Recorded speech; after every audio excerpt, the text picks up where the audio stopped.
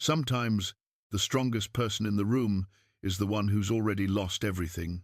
Sometimes courage doesn't come with a gun or a badge, but with a widow's black dress and the wisdom that follows great sorrow. When the Garrett gang rode into Gallow's End that morning, everyone ran.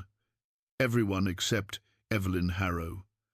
She stood in her doorway, calm as Sunday service, watching the chaos unfold. Everett Langston, the wealthy cattleman who'd just returned after 20 years away, couldn't take his eyes off her. Then, something impossible happened. Evelyn walked straight into the gunfire, unarmed, and whispered something to the gang's leader. He turned his horse around and called off the raid. The whole town stared in shock. What could a quiet seamstress possibly know that would stop notorious outlaws? Before we jump back in, tell us where you're tuning in from. And if this story touches you, make sure you're subscribed, because tomorrow I've saved something extra special for you. 3 years had passed since Thomas Harrow drew his last breath in the small room above the seamstress shop, and Evelyn still twisted her wedding ring when the evenings grew too quiet. The thin gold band had worn smooth under her thumb, a habit born of grief that had somehow transformed into something closer to meditation. She would sit by the window as twilight painted Gallow's End in shades of amber and rose, watching the town settle into its nightly rhythm, her fingers working the ring in gentle circles. Gallow's End had earned its grim name during the lawless years, when justice came swift and final at the end of Main Street's old hanging tree. Those days were mostly behind them now, though the massive oak still stood as a reminder of harder times. The town had grown respectable, if not prosperous. Decent folks had moved in, built proper houses with white picket fences, established businesses that didn't involve gambling or worse. The saloon still operated, but it served more coffee than whiskey these days, and the piano player knew hymns as well as drinking songs. Evelyn's shop occupied the ground floor of a narrow 2-story building that had once housed a gunsmith. She'd scrubbed away the scent of gun oil and powder, replacing it with the comforting smells of lavender sachets and fresh-pressed cotton. Her sewing machine, a treasured singer with intricate scrollwork, sat positioned to catch the morning light.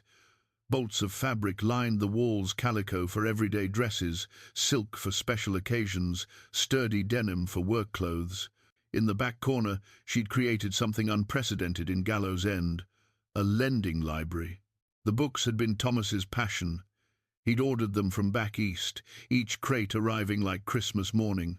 Medical texts, poetry collections, novels by writers whose names sounded foreign and elegant on her tongue. After his death, she couldn't bear to sell them or let them gather dust. So she'd built simple wooden shelves and opened her door to anyone who wanted to borrow a book. The town's children had been her first customers, drawn by adventure stories and fairy tales.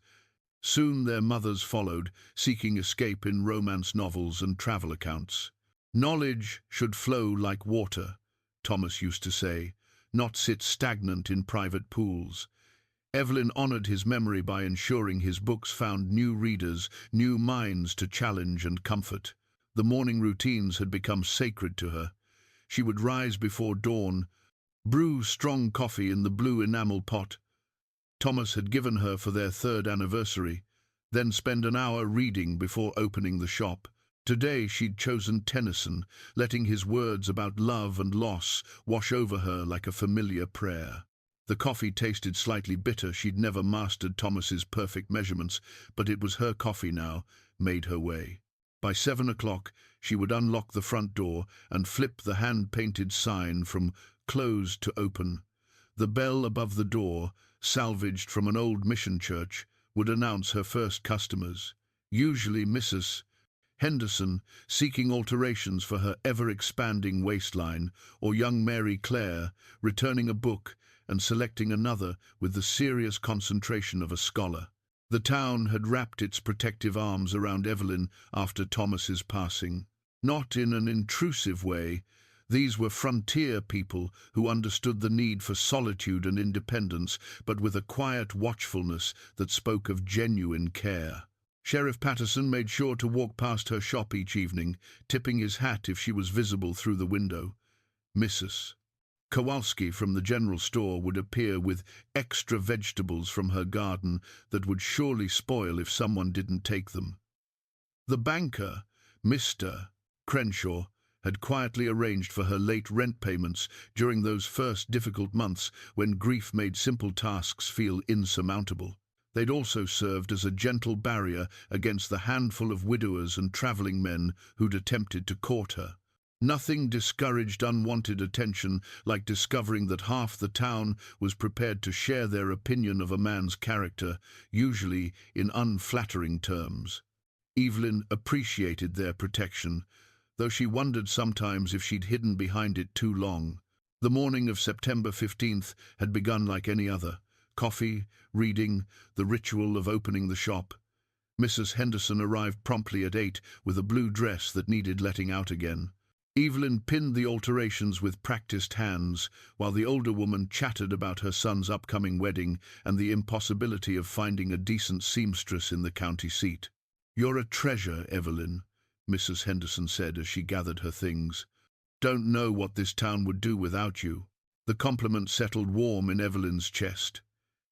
She'd built something meaningful here, something that mattered. The shop, the library, her place in the community's fabric. It wasn't the life she'd planned at 20, but it was a good life, a purposeful one. Around 10 o'clock, young Mary Clare bounded through the door, auburn braids flying. She returned, Tom Sawyer, with reverent care, and immediately began scanning the shelves for her next adventure. "Mrs. Harrow, do you have anything about pirates? Real ones, not just stories?" Evelyn smiled and retrieved a leather-bound volume about maritime history. "This has a chapter about Blackbeard and other famous pirates, but remember what we discussed about taking care of the older books." Mary Clare nodded solemnly, accepting the book like a sacred trust. "I'll be extra careful. Papa says pirates were just criminals, but I think some of them might have been romantic. Perhaps both can be true," Evelyn said gently. "People are rarely simple enough to fit into just one category." After Mary Clare left, Evelyn settled at her sewing machine to work on a wedding dress for the banker's daughter. The delicate beadwork required her full attention, each tiny pearl sewn by hand. She lost herself in the precise, meditative work, finding peace in the repetitive motions that had steadied her through so many difficult days. The thunder of hoofbeats on Main Street shattered her concentration. Evelyn looked up from her needlework, automatically counting the horses by their rhythm. Too many for a normal arrival, too fast for routine business. The quality of the sound, urgent, aggressive, sent a chill down her spine that had nothing to do with the September morning air. She set down her needle and moved to the front window, pulling the lace curtain aside just enough to see. 6 riders, their faces masked by bandanas, weapons gleaming in the morning sun. The Garrett gang, though she didn't know their name yet. She only knew that trouble had come to Gallow's end, and in her heart she understood that the careful peace she'd built was about to be tested in ways she couldn't yet imagine. But Evelyn Harrow had faced worse storms than armed men on horseback. Loss had taught her that some things were worth standing firm for, and fear was just another emotion to be acknowledged and then set aside. She straightened her black dress, checked that her hair was properly pinned, and prepared to meet whatever came next with the quiet dignity that had carried her through 3 years of widowhood. She had no idea that across the street, a man who'd spent 20 years running from his own past was watching her with growing admiration and something that felt dangerously close to hope. The first gunshot shattered the morning calm like breaking glass, followed immediately by shouts and the crash of splintering wood. Evelyn remained at her window, watching as chaos erupted on Main Street. The riders had spread out with military precision, 3 dismounting while the others kept their horses dancing and ready. Their leader, a tall man with silver threading his dark hair beneath his hat, gestured sharply toward the bank. Sheriff Patterson burst from his office, hand on his weapon, but quickly ducked back inside as bullets chewed splinters from his doorframe. Mrs. Kowalski screamed from somewhere inside the general store. A dog barked frantically before falling silent with ominous suddenness. Across the street, Evelyn noticed another man watching from the boardwalk outside the hotel, someone she didn't recognize, well dressed in a dark suit that spoke of money and refinement. He stood perfectly still while others scrambled for cover, his attention focused not on the raiders but on her shop. Even from a distance, she could see the intensity of his gaze, the way he seemed to be measuring her reaction rather than fearing for his own safety. The gang's leader shouted orders with the confidence of a man accustomed to being obeyed. "Inside, quick and clean. Anyone tries to play hero, put them down." His voice carried clearly across the dusty street, and something about its cadence tugged at a memory Evelyn couldn't quite place. More gunshots erupted as the bank's doors burst open. Mr. Crenshaw stumbled out backward, hands raised, his face pale but determined. Behind him came two of the masked men, one carrying a canvas sack that clinked with the weight of coins and bills. "Please," Crenshaw called out, his voice cracking. "There are families in this town. Children. Take what you need, but don't hurt anyone." The leader's harsh laugh rang out like a whip crack. "Nobody gets hurt if nobody gets stupid. Simple arrangement, old man." But Evelyn saw the lie in his posture, the way his hand rested too casually on his gun. These men had violence in their bones, wore it like a second skin. They would hurt people because that's what they did, what they were. The restraint Crenshaw hoped for simply wasn't in their nature. That's when the memory clicked into place. James Garrett, 23 years old, burning with fever in a makeshift clinic that had once been a storage room behind Dr. Morrison's practice. This was before Thomas, before marriage, when she'd been Evelyn Morrison, the doctor's daughter, helping tend the sick and wounded who couldn't afford proper medical care. James had been brought in by his younger brother, both of them half-starved and desperate. The fever had raged for 3 days while she'd bathed his brow with cool water and spooned broth between his cracked lips. In his delirium, he'd called for his mother, apologized for choices that had led him down dark paths, promised to change if only he could live to see another sunrise. She'd sat with him through the worst of it, holding his hand while he shook with chills, listening to his rambling confessions about stolen horses and botched robberies. When the fever finally broke, he'd looked at her with tears streaming down his gaunt face.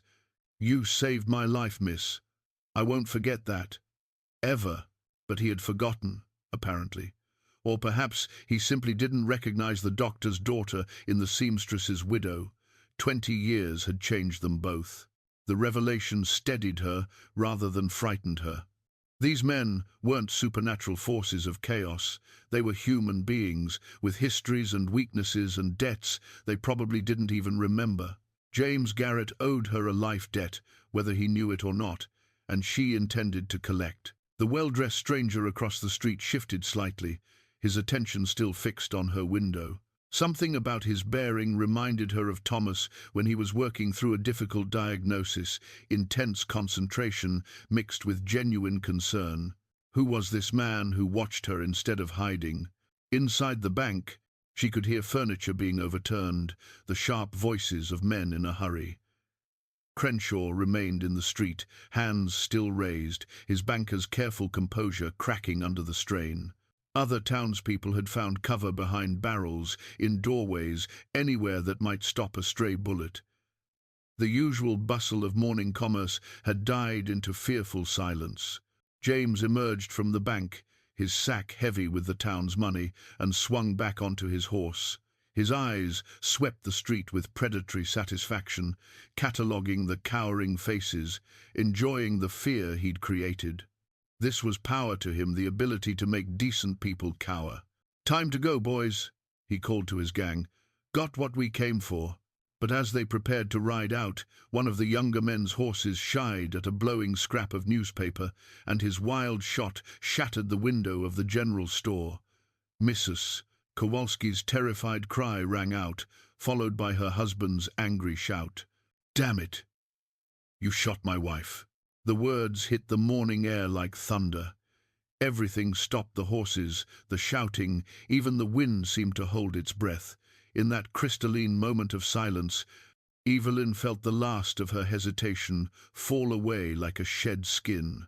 She'd lost Thomas to fever, helpless to save him despite all her nursing knowledge. She'd stood by his bedside and watched death take the person she loved most, unable to do anything but hold his hand and whisper words of love he could no longer hear. She would not watch this town suffer the same helpless loss. Evelyn opened her door and stepped onto the boardwalk. The motion drew every eye on the street. James Garrett pulled his horse around to face her, his masked features tilted with curious menace. The stranger across the street straightened, his hand moving slightly toward his jacket. Sheriff Patterson's face appeared in his office window, eyes wide with alarm.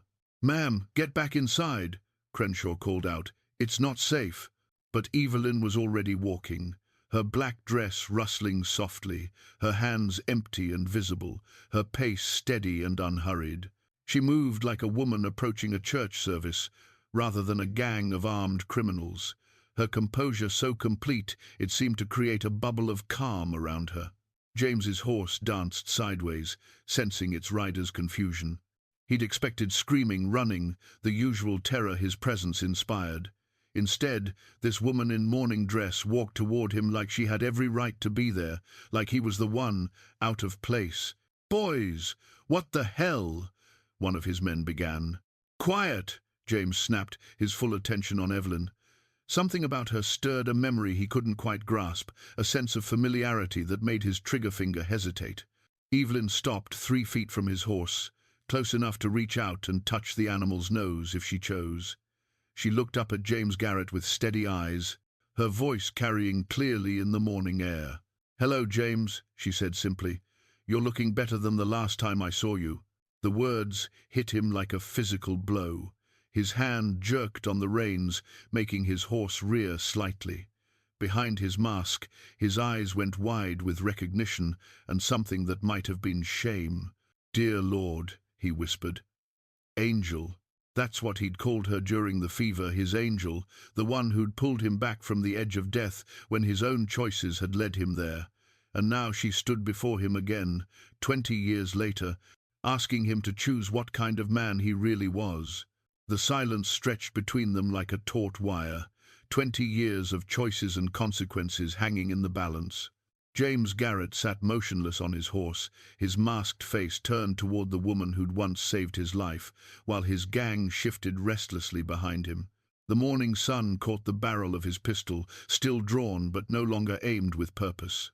"Angel," he repeated, his voice barely above a whisper.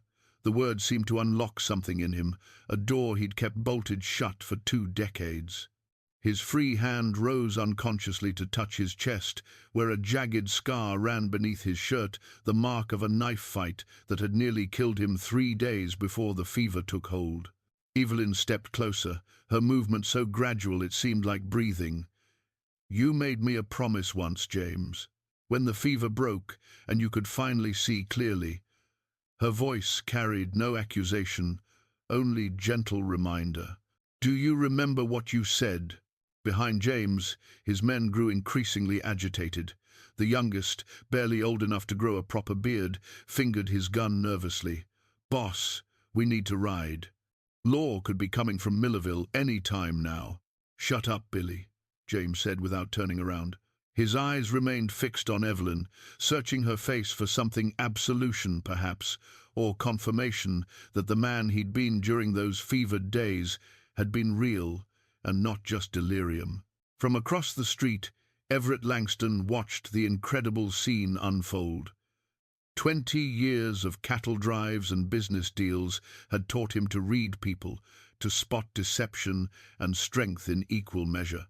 What he saw in Evelyn Harrow defied every expectation he'd built about frontier women. There was no fear in her posture, no desperate bravado, only a calm certainty that reminded him of his own mother, who'd once talked a rabid dog away from their front porch through sheer force of will. "I remember," James said finally, his voice thick with emotion he'd thought long buried. "I promised I'd find a way to repay the kindness." Said I'd never forget the woman who saw something worth saving when everyone else saw just another worthless drifter. And did you keep that promise? Evelyn asked gently. The question hung in the air like gun smoke. James's shoulders sagged slightly, the weight of 20 years settling on him like a lead blanket. Around them, the town held its collective breath, sensing that something momentous was happening, but unable to understand its full meaning. No, he admitted. No, I didn't. Made choices I knew were wrong, hurt people who didn't deserve it. Became the kind of man you saved me from being. Sheriff Patterson crept closer to his office window, hand on his weapon but not drawing it. Years of frontier law enforcement had taught him when to act and when to wait. Whatever was happening between the outlaw and the seamstress was beyond his experience, but he sensed that violence would only make things worse. It's not too late, Evelyn said simply. It's never too late to choose differently. One of James's men, a hard-eyed veteran with scars on his knuckles, spurred his horse forward. Boss, this is getting us nowhere. We got the money, let's ride before. I said, shut up, James snapped, finally turning to face his gang. The authority in his voice was absolute, backed by years of successful raids and the kind of reputation that kept dangerous men in line. Anyone else got something to say? The gang fell silent, but their body language screamed impatience and fear. These were men who lived by violence and movement, who understood that standing still meant getting caught or killed. The longer they remained in Gallow's End, the greater their danger became. Evelyn sensed their restlessness and knew her window of opportunity was closing. There's been enough hurt today, James. Mrs. Kowalski needs medical attention, not more bloodshed. You can choose to end this now, with dignity, or you can choose to let it spiral into something that will haunt you for whatever time you have left. James looked toward the general store, where Tom Kowalski knelt beside his wife, pressing a bloodied cloth to her shoulder. The woman was conscious, thank God, but pale with shock and pain. It was exactly the kind of collateral damage that happened when you mixed desperate men with loaded weapons. She'll be all right? James asked, and for a moment he sounded like the frightened young man Evelyn had nursed through fever dreams. The bullet grazed her shoulder, painful but not dangerous, assuming she gets proper care. Evelyn's voice remained steady, professional. She'd helped her father tend enough wounds to make accurate assessments. But only if this ends now, peacefully. Everett found himself leaning forward, drawn into the drama despite himself. He'd come to Gallow's End, seeking redemption for his own past mistakes, hoping to find peace in the town where he'd been born. Instead, he was witnessing something that looked like a miracle, a woman with no weapon but moral authority, facing down armed criminals and somehow winning. The realization hit him like a physical blow. He was falling in love with a woman he'd never even spoken to, whose courage made his own carefully planned return to respectability seem small and calculated by comparison. James Garrett closed his eyes for a long moment, and when he opened them again, something fundamental had shifted. The hardness was still there. 20 years of violence didn't disappear in an instant, but it was tempered now by something deeper, memory perhaps, or the ghost of the better man he might have been. "Billy," he called to the youngest gang member, "ride back to the store. Tell them we're sorry about the lady getting hurt. Leave $20 for her doctor bills." "Boss?" Billy's voice cracked with confusion. "You heard me. And the rest of you, mount up. We're leaving." "What about the money?" the scarred man demanded. James looked down at the canvas, sack tied to his saddle, heavy with Gallow's End's modest wealth. A year's worth of deposits and savings, representing countless hours of honest work by decent people. He'd taken similar sacks from dozens of towns, always justifying it as survival, as taking from those who had plenty.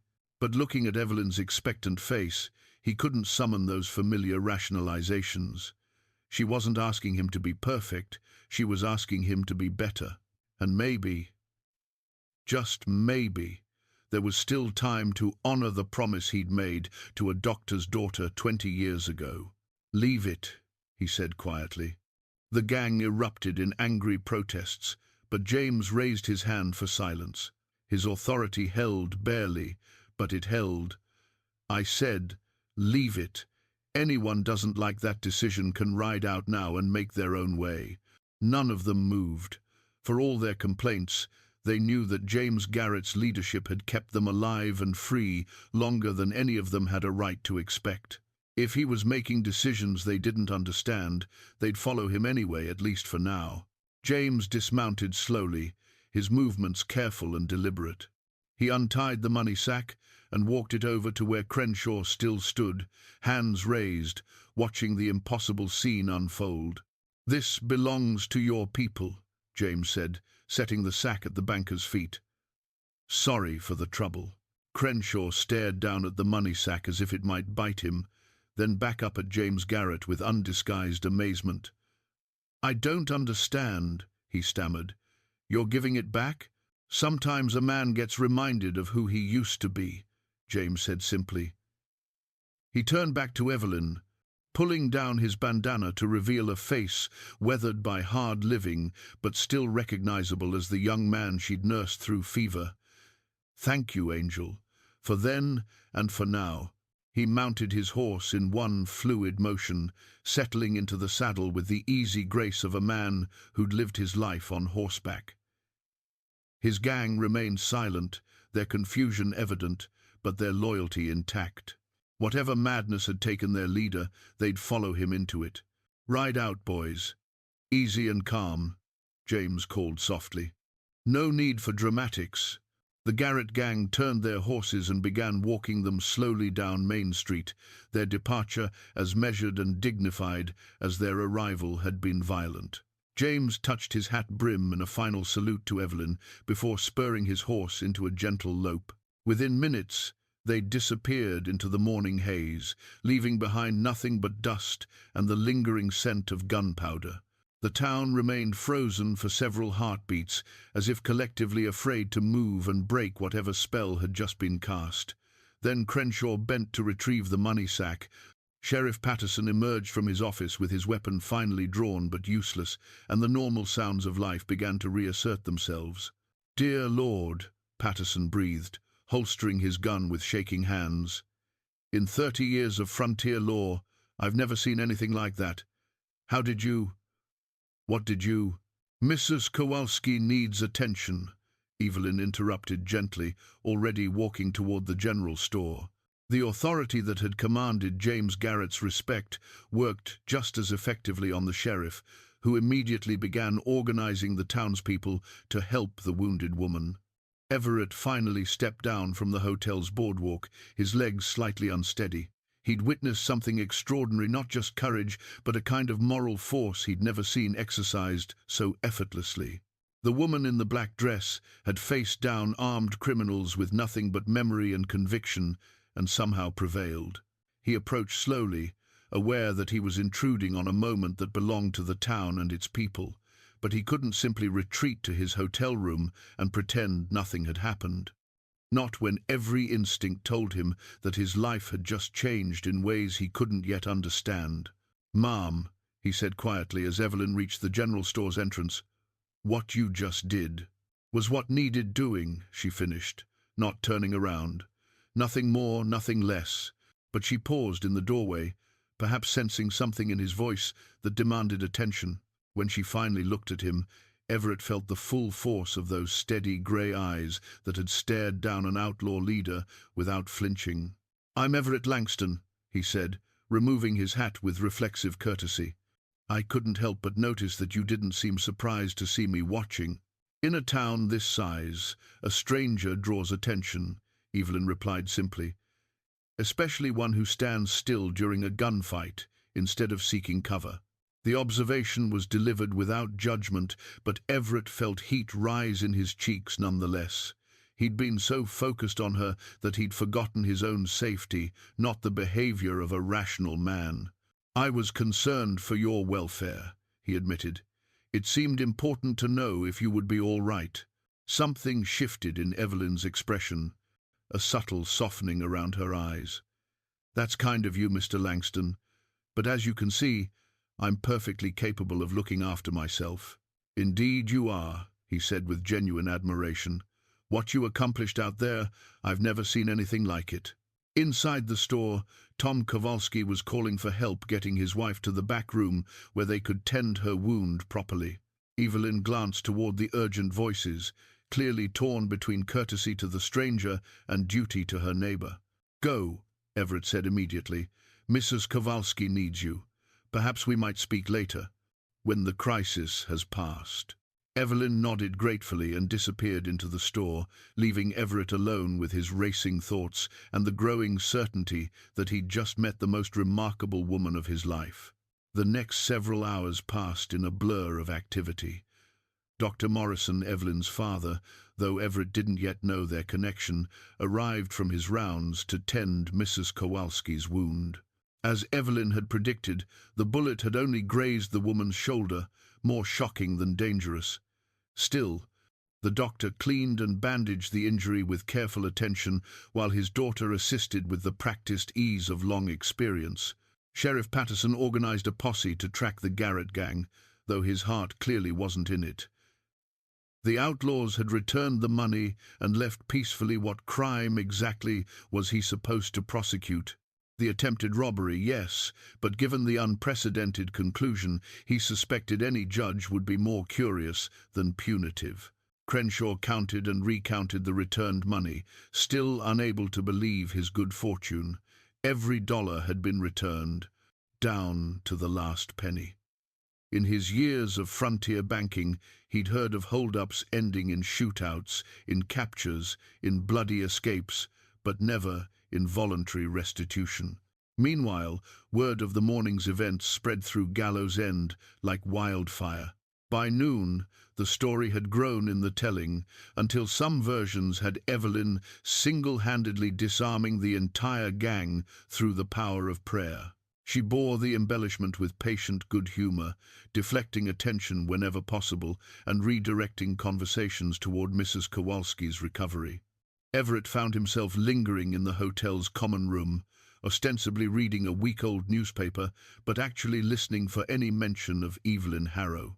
What he learned painted a picture of a woman who'd built something beautiful from tragic circumstances, a successful business, a lending library that served the entire community, and a reputation for quiet competence that had made her indispensable to the town's social fabric.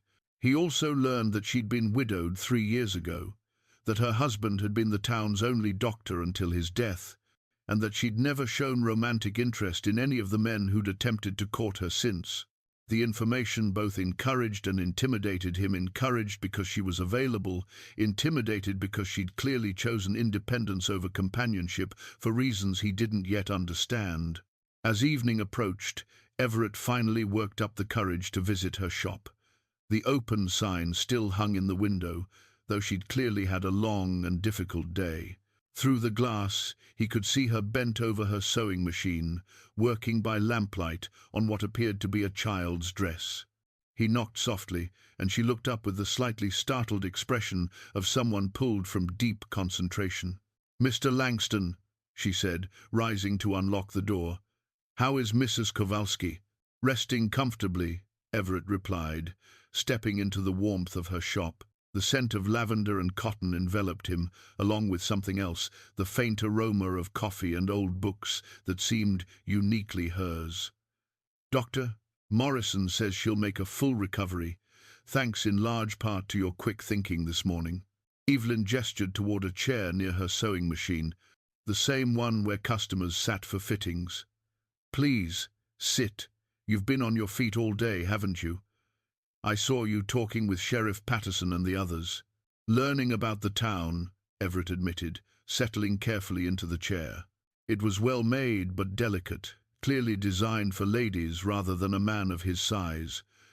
Trying to understand what I witnessed this morning.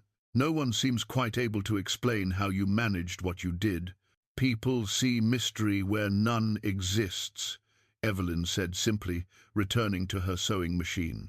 She didn't resume working, though instead she folded her hands in her lap and regarded him with those steady grey eyes. "James Garrett and I share a history. I simply reminded him of a debt. A debt significant enough to stop an armed robbery? Everett asked gently. Forgive my curiosity, but that suggests quite a story. For a moment, Evelyn didn't answer. Her fingers found her wedding ring, turning it slowly, a gesture Everett was beginning to recognize as a sign of deep thought rather than nervous habit. The golden band caught the lamplight, and he found himself wondering about the man who'd placed it there. What kind of love had earned such enduring loyalty? My maiden name was Morrison, she said finally. Dr. Morrison is my father. Before I married Thomas, I helped in his practice. We treated anyone who needed care, regardless of their ability to pay or their reputation. James Garrett was one of your patients. A young man, barely 20, burning with fever and half dead from exposure. His brother brought him in during a terrible storm, begging for help. Evelyn's voice grew softer, more reflective. Papa was delivering Mrs. Henderson's first baby, so I tended to James alone for 3 days and nights, fed him broth, bathed his fever, listened to his delirious confessions. Confessions? About the choices that had led him to our door. Horse theft, mostly, and a few botched robberies that had left him wounded and desperate. In his fever, he spoke of a mother who died trying to protect him and his brother, of a father who'd abandoned them to drink and violence. He was ashamed of what he'd become, but didn't know how to be different. The small shop felt intimate in the lamplight, like a confessional where old secrets could finally be shared. Everett found himself leaning forward slightly, drawn into her story.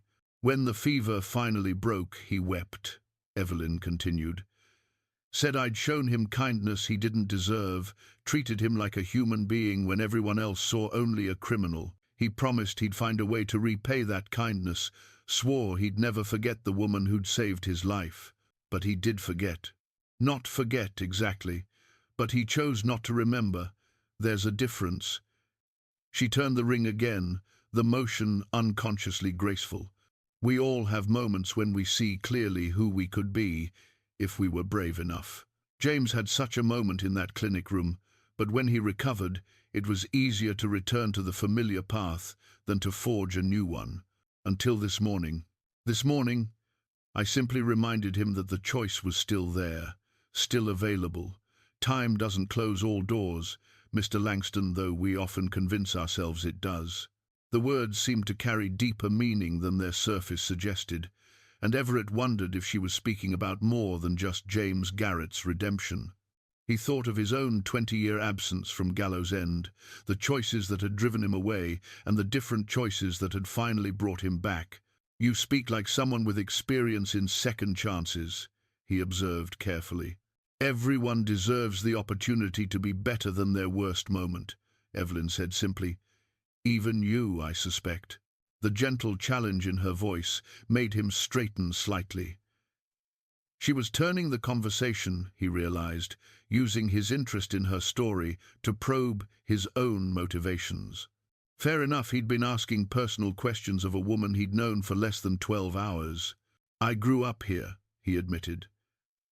Left 20 years ago after making some poor choices of my own.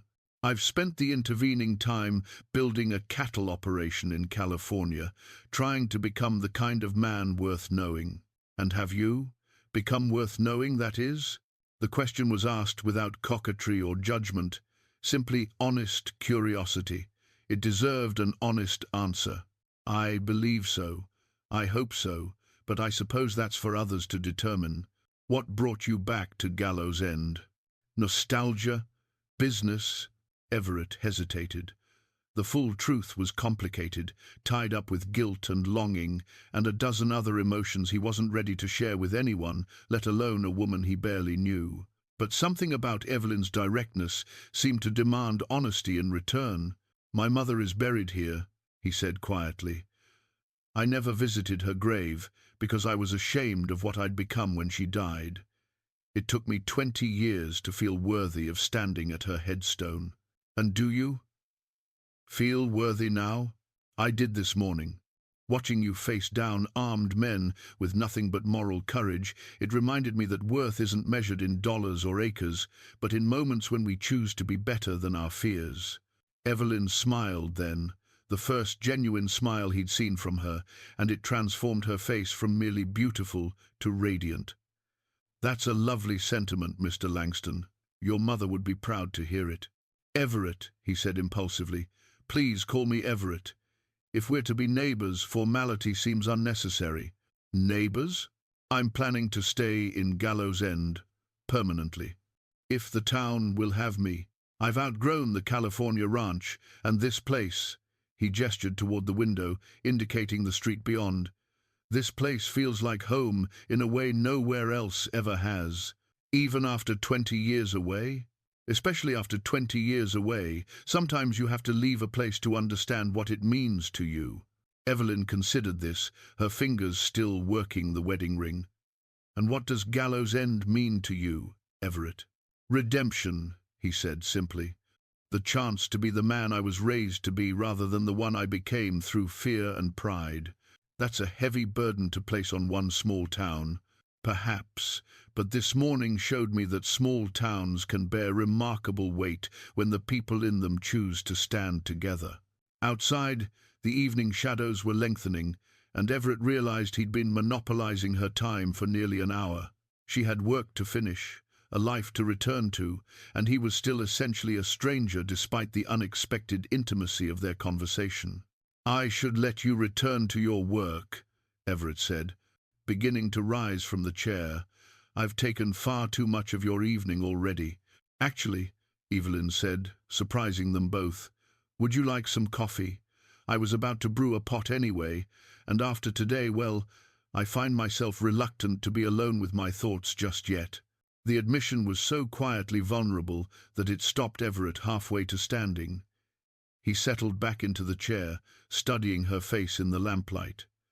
For all her remarkable composure during the morning's crisis, she was still human, still a woman who'd faced down armed criminals and was perhaps only now feeling the aftershocks of that confrontation. "I'd be honored," he said simply. Evelyn moved to a small area behind her workspace where she kept a coffee pot and supplies. Her movements were precise but not hurried, the actions of someone taking comfort in familiar ritual. "Thomas always said that the day's troubles looked different through the bottom of a coffee cup," she said as she measured grounds. "I've found it to be true more often than not. Your husband was a wise man. He was wise, kind, patient with my stubborn independence. Papa used to say Thomas was the only man in the territory brave enough to marry a doctor's daughter who'd rather discuss anatomy than embroidery." The coffee pot went onto a small heating element, and soon the rich aroma began to fill the shop. Evelyn retrieved 2 cups from a shelf, china ones with delicate blue flowers that looked like they'd been wedding gifts. "Were you happy?" Everett asked, then immediately regretted the question. "Forgive me, that's far too personal." "Yes," Evelyn said simply, settling into a chair across from him. "We were very happy. Not in the breathless, dramatic way of novels, but in the steady, comfortable way of 2 people who genuinely liked each other as well as loved each other." "That sounds like the best kind of happiness." "I thought so." She paused, her fingers finding the wedding ring again. "When he died, people expected me to remarry quickly. A woman alone on the frontier, they said, needed a man's protection and provision. But I'd had true partnership once. Settling for less felt like a betrayal of what we'd built together." The coffee finished brewing, and Evelyn poured 2 cups, offering one to Everett. The china was delicate in his large hands, but he accepted it gratefully. The coffee was stronger than he preferred, but perfectly suited to the evening's mood. "Is that why you've remained a widow? Because no one has measured up to your late husband?" Evelyn considered the question seriously, sipping her coffee while she thought. "Partly, but also because I discovered I quite like my independence. Running the shop, maintaining the library, making my own choices about how to spend my days, there's satisfaction in that which I hadn't expected. And yet you invited me to stay for coffee." The observation was gently teasing, and Evelyn smiled in response. Perhaps because you're the first man who's seen me as something other than a problem to be solved or a prize to be won. This morning, when you could have hidden like everyone else, you stood watching. Not to protect me, you could see I didn't need protection, but simply to bear witness. I wanted to understand how you found such courage. And do you understand? I mean, Everett set down his coffee cup, considering. I think you've had practice, not just with James Garrett, but with life itself. Loss teaches us that we're stronger than we imagine, doesn't it? That we can survive things we thought would destroy us. What have you lost, Everett? The question was asked gently, but with the same directness that had characterized their entire conversation. My father's respect, my mother's faith in me, 20 years of belonging somewhere. He paused, then added with painful honesty, my first chance at love, through my own cowardice and pride. Tell me. The simple request hung between them like a bridge. Everett could cross it or retreat, but he sensed that this moment would define whatever relationship might develop between them. Evelyn had shared her history with James Garrett, had revealed her thoughts about marriage and independence. She was offering him the same opportunity for honesty. Her name was Sarah Whitmore, he began slowly. The banker's daughter, 2 years younger than me, with brown hair and a laugh that could light up a room. We'd known each other since childhood, been sweethearts since we were 16. What happened? My father made some poor investments, lost most of the family ranch. The Whitmores made it clear that Sarah's engagement to a Langston was no longer appropriate, that she needed to marry someone with better prospects. Everett's voice grew bitter at the memory. I was 22, proud, and absolutely certain that love should conquer all practical considerations. But it didn't. Sarah tried to convince me that we could wait, build something together from nothing. But I was too ashamed of my reduced circumstances to believe she could truly want a future with me. Instead of fighting for her, I convinced myself she deserved better and left town without even saying goodbye. Evelyn winced slightly. That must have hurt her terribly. I told myself I was being noble, sparing her from a life of poverty and struggle. Really, I was just protecting my pride from the possibility of rejection. He met her eyes directly. It was the act of a coward, and it's haunted me for 20 years. Is she why you stayed away so long? Partly. I convinced myself I couldn't come back until I'd made something of myself, proved I was worthy of the family name. But even after I'd built the ranch in California, made my fortune, I still couldn't face returning. Because I'd have to admit that I'd thrown away something precious through my own weakness. And now I know that redemption isn't about proving worthiness to people from your past. It's about becoming someone who won't make the same mistakes in the future. They sat in comfortable silence for several moments, the weight of shared confessions settling between them. Outside, the town was growing quiet, as families finished their evening meals and children were called in from play. Sarah married someone else, I assume? Evelyn asked finally. Robert Chen, who took over his father's general store. They have 3 children and seem genuinely happy. I saw them this afternoon. She's still beautiful, still has that laugh, but when I looked at her, I felt nothing but gratitude that she'd found the life she deserved. No regret? For the pain I caused her, yes, but not for the outcome. We were different people then, and what we thought was love might have simply been the comfort of familiarity. Evelyn nodded slowly. It's strange how time can transform even our most cherished memories. What felt like tragedy at 22 might look like providence at 42. Is that what happened with you? Did time change how you remember your marriage? No, Evelyn said softly. Time has only made me more grateful for what Thomas and I shared. But it's also made me realize that love doesn't diminish with sharing, that my capacity to care for someone wasn't buried with my husband. The words hung between them, heavy with implication. Everett felt his pulse quicken, recognizing the shift in their conversation from friendly acquaintance to something far more significant. Before he could respond, however, the shop's bell chimed as someone pushed through the front door. "Evelyn, are you all right, dear?" "Doctor." Morrison stepped into the lamplight, his weathered face creased with concern. "I saw the light burning late and wanted to check." He stopped mid-sentence as he noticed Everett. "Oh, I didn't realize you had company." "Papa, this is Everett Langston," Evelyn said, rising gracefully. "Everett, my father, Dr. Morrison." Everett stood and extended his hand, which the older man shook with the firm grip of someone accustomed to assessing strength and character through touch. "Doctor, an honor to meet you."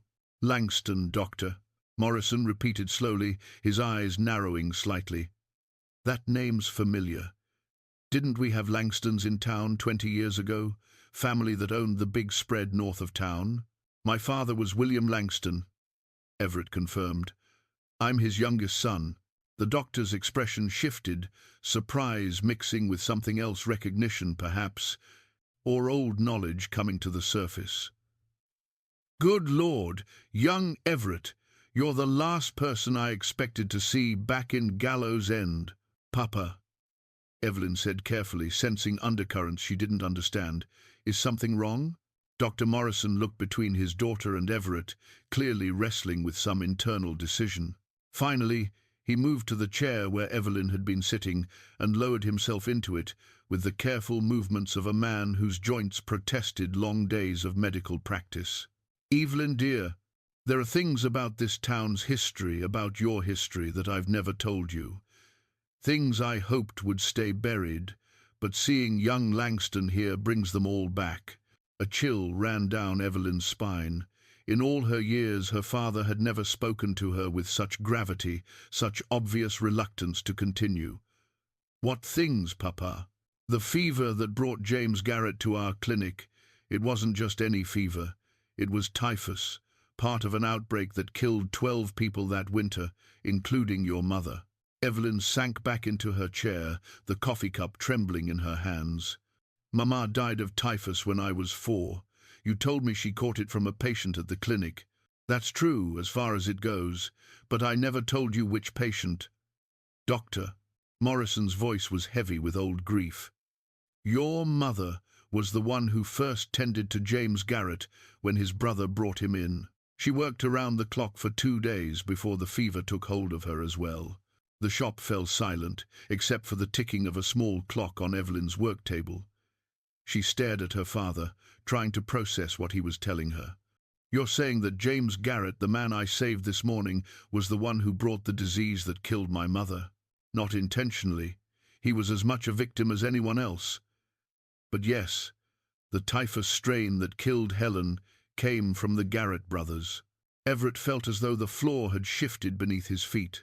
The woman sitting across from him had faced down the man indirectly responsible for her mother's death, had shown him mercy and kindness, had saved him from his own violent choices, all without knowing the terrible irony of their connection. "Why didn't you tell me?" Evelyn's voice was barely above a whisper. "What purpose would it have served? You were 4 years old when your mother died, and by the time you were old enough to understand, James Garrett had disappeared into the outlaw life. I saw no reason to burden you with knowledge that could only bring pain, but I had a right to know." "Yes," Dr. Morrison admitted. "You did.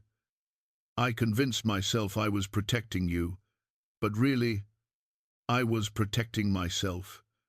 From having to relive those terrible weeks, from seeing accusation in your eyes every time you looked at me." "Accusation? Papa, you didn't cause Mama's death." "Didn't I? I was the one who accepted the Garrett brothers as patients, knowing they'd been living rough and could be carrying disease. I was the one who let your mother take the first shift because I was too proud to admit I was exhausted." The old man's voice broke slightly, and Evelyn realized she was seeing her father's deepest wound, the guilt he'd carried for 36 years. She moved to kneel beside his chair, taking his weathered hands in hers. "Oh, Papa, is that what you've believed all this time, that Mama's death was your fault? If I'd been more careful, more aware of the risks." Then someone else would have died in her place, Evelyn said firmly. Mama chose to be a healer, just as you did. She knew the risks, and she chose to help anyway. That's not tragedy, Papa, that's heroism. Dr. Morrison looked up at his daughter, tears tracking down his lined cheeks. How can you be so generous? How can you forgive what I've never been able to forgive myself? Because forgiveness isn't about earning it, Evelyn said gently. It's about choosing to release the pain that serves no purpose. Mama wouldn't want you to carry this guilt any more than she'd want me to hate James Garrett for something he couldn't control. Everett watched this exchange in awed silence, recognizing that he was witnessing something sacred, the healing of a wound that had festered for decades. He also understood with crystalline clarity why Evelyn had been able to face James Garrett with such composed courage. She'd been practicing forgiveness her entire life without even knowing it. There's more, Dr. Morrison said reluctantly. More? About why young Everett's presence here concerns me. The doctor turned his attention to Everett, his expression serious but no longer hostile. Your father came to see me the night before you left town. He was dying, son. Had been for months, according to his symptoms. Probably had 6 weeks left, maybe less. Everett felt the blood drain from his face. That's impossible. Papa was fine when I left. Angry about the failed investments, disappointed in me, but not ill. He made me promise not to tell you, said he wouldn't have his son staying out of pity, that you needed to make your own way in the world without the burden of watching him die. He was protecting me, Everett whispered, the same way I thought I was protecting Evelyn, and maybe we were both wrong to keep such secrets, but we were fathers, trying to spare our children unnecessary pain. How did he die? Everett asked. Quietly, in his sleep, about 2 months after you left. I think he held on just long enough to know you'd made it safely to California. Your first letter arrived the day before he passed. Evelyn reached across the space between their chairs and took Everett's hand. The gesture was instinctive, born of compassion rather than romance, but it steadied him nonetheless. All these years, Everett said slowly, I thought he died ashamed of me, disappointed that I'd run away instead of fighting for the ranch. I never knew he was trying to set me free. He was proud of you, son, prouder than you can imagine. He used to tell people that his boy had the courage to start over when starting over was the hardest thing he could do. The three of them sat in the lamplit shop, each grappling with the way the past had just been rewritten. Secrets that had shaped their lives for decades had finally been revealed, and the truth was both more painful and more healing than any of them had expected. So many years lost to misunderstanding, Evelyn murmured. Not lost, Everett said, his voice stronger now. Just delayed. The people we are now, the wisdom we've gained through our separate struggles. Maybe we needed those years to become worthy of the truth. Dr. Morrison smiled through his tears.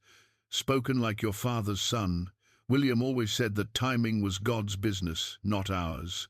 The revelation hung in the evening air like smoke from a dying fire, changing everything and nothing all at once.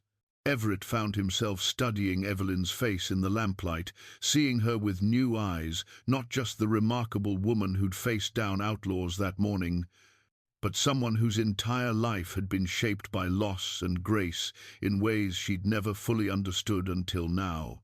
I should go, Dr. Morrison said finally, rising from his chair with visible effort. You two have much to discuss, and I've probably said more tonight than I should have. Papa, Evelyn protested gently, you don't need to leave. Yes, I do, dear one. Some conversations are better had without old men hovering about, reliving their ancient mistakes. He moved toward the door, then paused. Everett, your father was a good man who loved you more than his own pride. Don't waste any more years believing otherwise. After the doctor left, Evelyn and Everett sat in silence, each processing the weight of what had just been revealed. The comfortable intimacy of their earlier conversation felt different now, deeper perhaps, but also more fragile.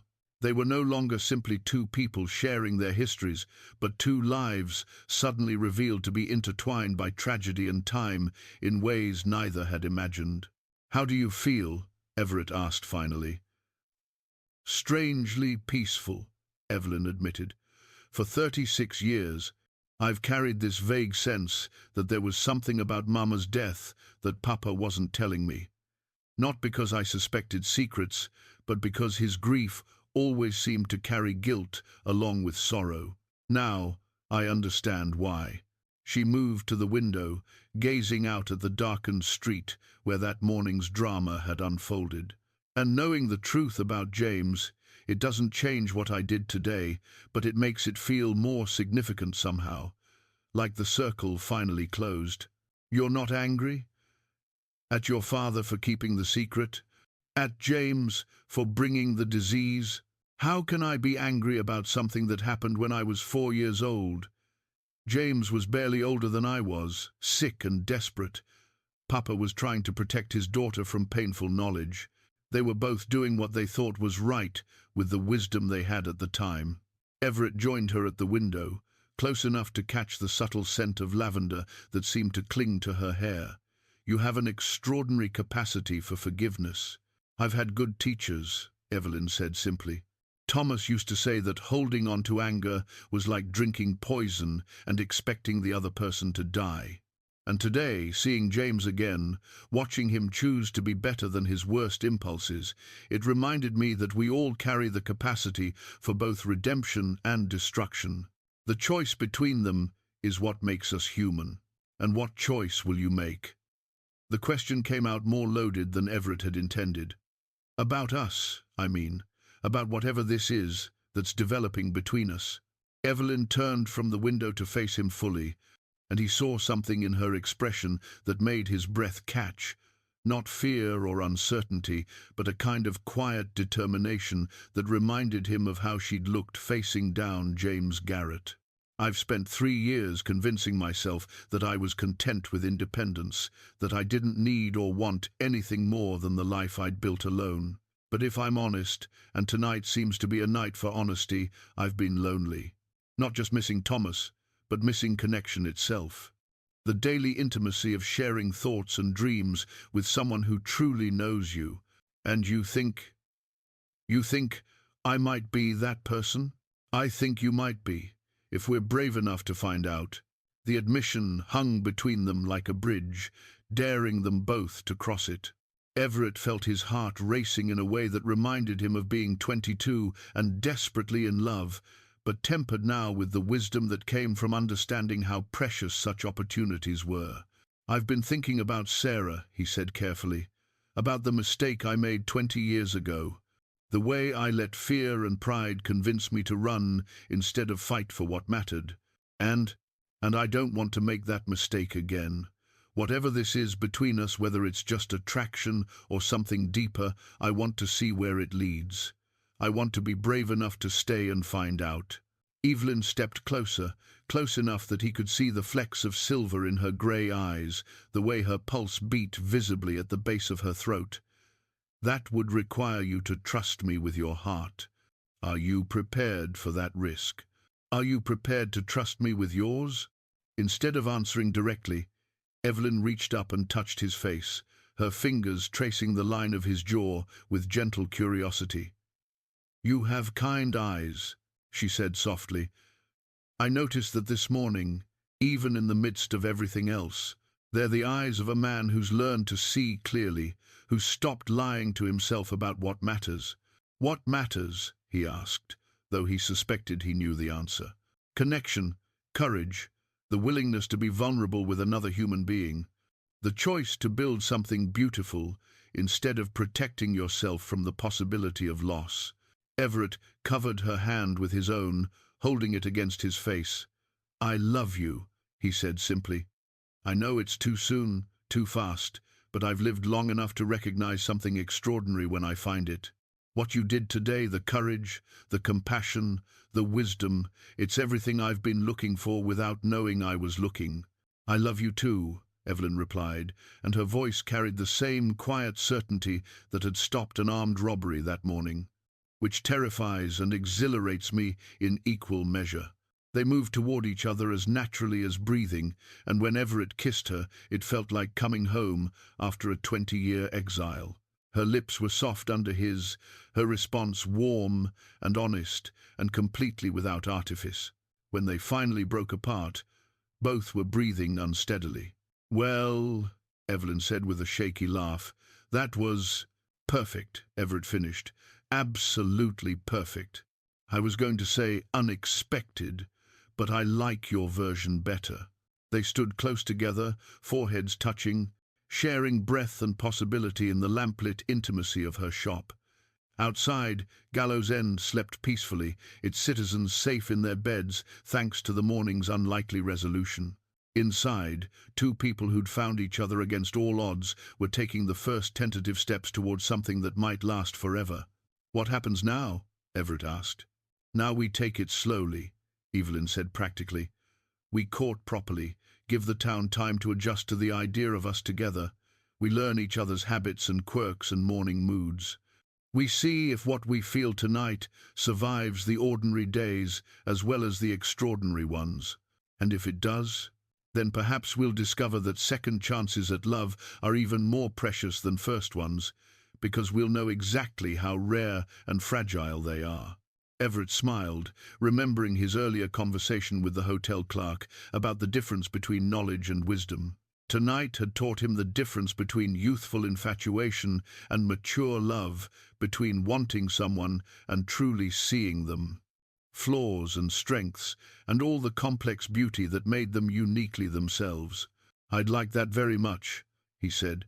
"The courtship, the discovery, all of it. I'd like to learn what makes you laugh, what keeps you awake at night, how you take your coffee in the morning." "Too strong and slightly bitter," Evelyn said with a smile. "I never did master Thomas's perfect measurements. Then perhaps that can be my contribution to this household. Eventually, when you're ready for contributions." "Eventually," she agreed, and the word carried a promise that made his heart soar. As Everett prepared to leave, walking her to the door like a proper gentleman, he found himself thinking about the strange chain of events that had brought them to this moment.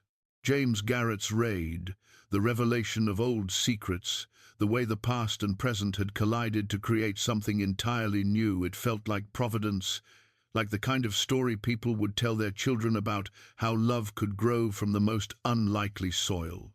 "Thank you," he said, as she unlocked the door to let him out. "For what?" "For showing me what courage looks like. For teaching me that it's never too late to choose differently. For giving me the chance to be worthy of something beautiful." Evelyn stood on her tiptoes and kissed him again, briefly but sweetly. "Thank you for being worth the risk," she whispered against his lips. As Everett walked back to the hotel through the quiet streets, he felt lighter than he had in 20 years. Tomorrow would bring new challenges, the practical considerations of building a life together, the town's reaction to their courtship, the daily work of transforming love into lasting partnership. But tonight, he was simply a man who'd found his way home at last. 3 weeks had passed since that evening in the seamstress shop, 3 weeks, during which Gallow's End had watched with growing approval as Everett Langston courted Evelyn Harrow with the patient devotion of a man who understood the value of what he'd found. He brought her flowers from Mrs. Henderson's garden with permission, of course, and books from the county seat when his business took him there. They took evening walks along Main Street, their conversations ranging from literature to medicine to the small dramas of frontier life. The town had embraced their courtship with surprising enthusiasm. Perhaps it was because both Everett and Evelyn were respected members of the community in their own right, or perhaps it was because their love story felt like a gift after the violence that had threatened their peaceful existence. Whatever the reason, even the most protective neighbors had ceased their vigilant oversight, trusting that Evelyn had chosen well. On this particular morning, Everett was helping her rearrange the lending library when the sound of approaching riders drew their attention. Not the thunderous charge that had announced the Garrett gang's arrival, but the steady, measured pace of travelers who had business rather than mischief on their minds. "Expecting anyone?" Everett asked, moving to the window. No, but Evelyn joined him, then gasped as she recognized the lead rider. That's James Garrett. Indeed it was, though he looked dramatically different from the masked outlaw who'd terrorized Main Street 3 weeks earlier. He wore clean clothes, his hair was freshly cut, and his posture spoke of resolution rather than desperation. Behind him rode two companions, his younger brother Billy, recognizable despite his youth, and an older man Evelyn didn't know. "Should I get Sheriff Patterson?" Everett asked, his hand moving instinctively toward the gun he'd taken to wearing since deciding to make Gallow's End his permanent home. "Wait," Evelyn said softly. "Let's see what he wants." The three riders stopped in front of her shop, and James dismounted with the careful movements of a man approaching something sacred. He removed his hat and approached the door, but didn't enter instead. He stood on the boardwalk like a supplicant seeking permission. Mrs. Harrow," he called respectfully. "Might I have a word? I've brought someone who'd like to meet you." Evelyn exchanged a look with Everett, then moved to open the door. James's face was haggard but clean, his eyes clear in a way they hadn't been during the raid. Whatever had happened in the intervening weeks, it had changed him fundamentally. "James," she said simply, "you're looking well." "I'm feeling well, ma'am. Better than I have in 20 years, truth be told." He gestured toward the older man, who had dismounted and was approaching with obvious nervousness. "I'd like you to meet my uncle, Samuel Garrett. He's been looking for Billy and me for a long time." Samuel Garrett was perhaps 60, with silver hair and weathered hands that spoke of hard, honest work. His resemblance to James was clear, but where the younger man carried the marks of violence and desperation, Samuel radiated the quiet dignity of someone who'd lived righteously. "Mrs. Harrow," Samuel said, his voice thick with emotion, "I can't thank you enough for what you did. For giving my nephew the chance to remember who he was meant to be." "I'm not sure I understand," Evelyn said gently. "After we left your town," James explained, "I couldn't stop thinking about what you'd said. About it not being too late to choose differently. I kept hearing your voice, remembering the fever dreams when I'd promised to be better. So I sent word to Uncle Sam, asked if that offer of help he'd made years ago was still good." Samuel nodded, his eyes bright with unshed tears. "I've got a cattle ranch in Colorado. Been trying to find these boys since their father died. Wanted to give them a home, teach them an honest trade. But James was too proud to accept help, too convinced he was already damned." "What changed your mind?" Everett asked James. "Her," James said simply, nodding toward Evelyn. Seeing her face down 6 armed men with nothing but memory and faith, it reminded me that courage isn't about being unafraid. It's about doing what's right, despite the fear. Billy stepped forward then, younger and less hardened than his brother, his face bright with the enthusiasm of youth given direction. "Uncle Sam says we can work his ranch, learn the cattle business proper. Says it don't matter what we done before, only what we choose to do now." "And the law?" Everett asked practically. "There are wanted posters, warrants. We're turning ourselves in to Judge Morrison in Millerville," James said. "Uncle Sam's got a lawyer who thinks we can work something out. Restitution for what we stole, community service, probation maybe. Won't be easy, but it's better than running for the rest of our lives." Evelyn felt tears prick her eyes as she recognized the profound transformation taking place before her. These weren't the same desperate men who'd terrorized her town 3 weeks ago. They were nephews, returning to family, lost boys finding their way home. "I'm so proud of you," she said simply, and meant it completely. James's composure finally broke, and he wiped his eyes with unsteady hands. "You saved my life twice, Angel, once with medicine, once with memory. I'll never be able to repay that debt." "You're repaying it right now," Evelyn said softly, "by choosing to be the man you promised you'd become." The sound of more horses approaching made them all turn. Sheriff Patterson rode up with 2 deputies, their weapons drawn but not aimed, their faces grim with purpose. Behind them came most of the town council and a growing crowd of curious citizens who'd heard about the Garrett's return. "James Garrett," Patterson called out, his voice carrying the authority of frontier law. "You and your companions need to step away from the lady and surrender yourselves peacefully."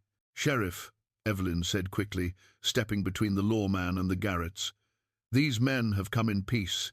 They're turning themselves in voluntarily." "Ma'am, with all due respect, these are dangerous criminals who robbed our bank and shot Mrs. Kowalski. The fact that they returned the money doesn't erase their crimes." Samuel Garrett stepped forward, removing his hat with respectful dignity. "Sheriff, I'm Samuel Garrett, these boys' uncle. I understand your position, but I'm asking you to hear what they have to say before you make any arrests." "They can say it from inside a jail cell," Patterson replied firmly, though his tone was less hostile than it might have been. The returned money and Mrs. Kowalski's complete recovery had gone a long way toward tempering the town's anger. "Please," Billy burst out, his young voice cracking with emotion. "We ain't here to cause trouble. We just wanted to apologize proper-like and to tell folks we're going to make things right."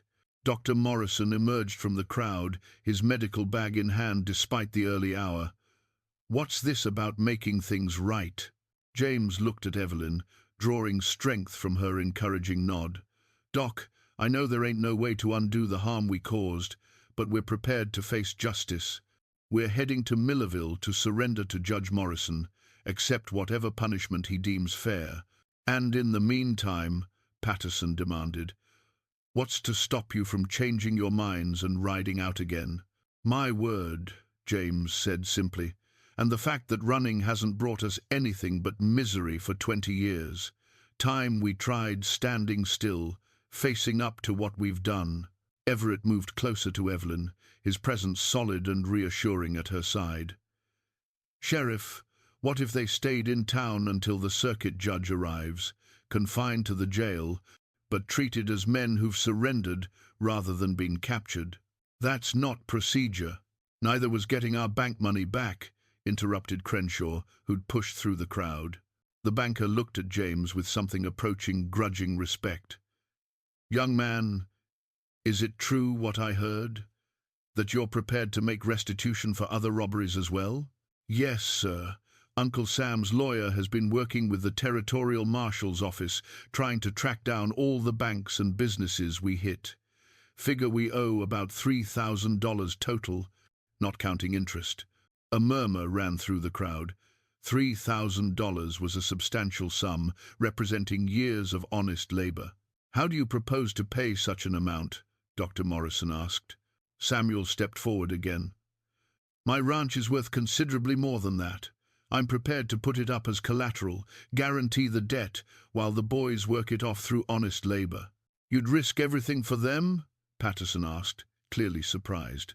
"Their family," Samuel said simply. "Family doesn't abandon each other, no matter how far they've fallen." Evelyn felt tears gathering again as she watched the scene unfold. Here was redemption in its most practical form, not just the desire to change, but the willingness to accept consequences and do the hard work of making amends. "There's something else," James said, his voice growing stronger. "Something I need to say publicly." He turned to face the assembled crowd, his back straight despite the obvious difficulty of what he was about to do. 20 years ago I brought typhus to this town. Didn't know I was carrying it. But my sickness caused an outbreak that killed 12 good people. His voice caught slightly. "Including Mrs. Helen Morrison, who nursed me back to health and died for her kindness." The crowd fell silent, absorbing this revelation. Dr. Morrison's face had gone pale, but he didn't speak. "I can't bring those people back," James continued. "Can't undo that harm, but I can make sure their deaths weren't meaningless. I can choose to live the kind of life that honors the mercy they showed me." "James," Evelyn said softly, stepping forward, "what happened then wasn't your fault. You were as much a victim as anyone." "Maybe so.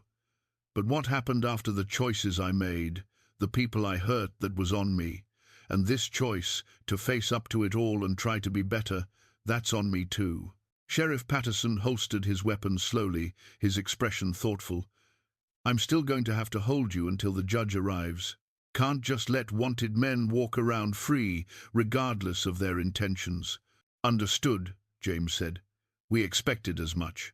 "But," Patterson continued, "if you're truly serious about making amends, about facing justice properly, then I suppose there's no harm in treating you with the respect that deserves."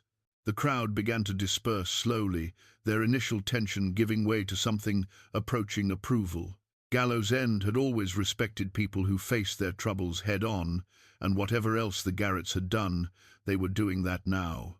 6 months later, on a crisp spring morning that painted the mountains in shades of gold and green, Evelyn Harrow stood before the mirror in her bedroom, adjusting the ivory silk dress that had been her mother's wedding gown. Dr. Morrison had saved it all these years, wrapped carefully in lavender and hope, waiting for the day his daughter might choose to wear it again. The dress fit perfectly, as if Helen Morrison had somehow known that love would find her daughter twice in one lifetime. Evelyn touched the delicate pearl buttons, thinking of the woman who'd worn this dress 37 years ago, who'd chosen love despite the uncertainties of frontier life, who died saving others, because that's what healers did.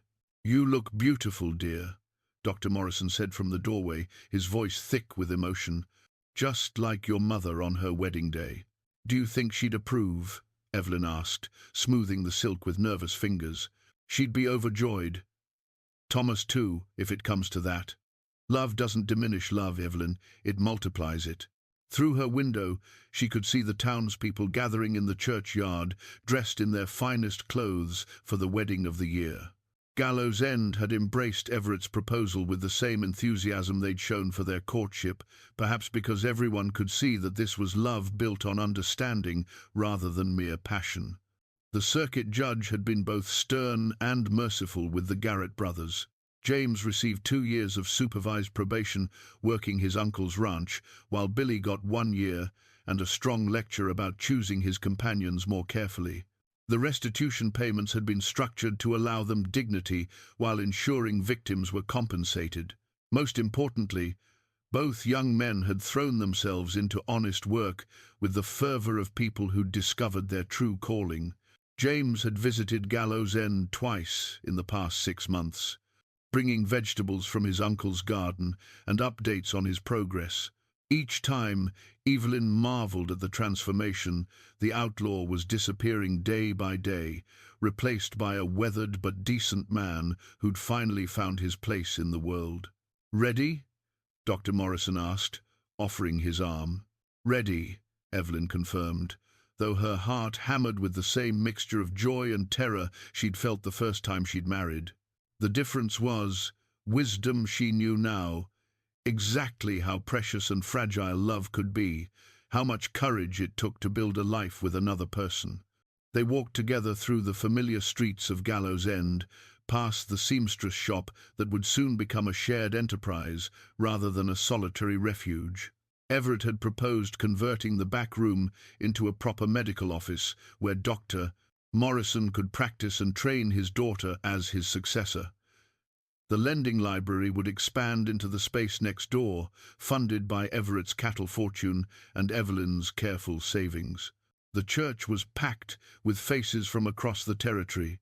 Mrs. Kowalski sat in the front row, her arm fully healed and her face radiant with joy.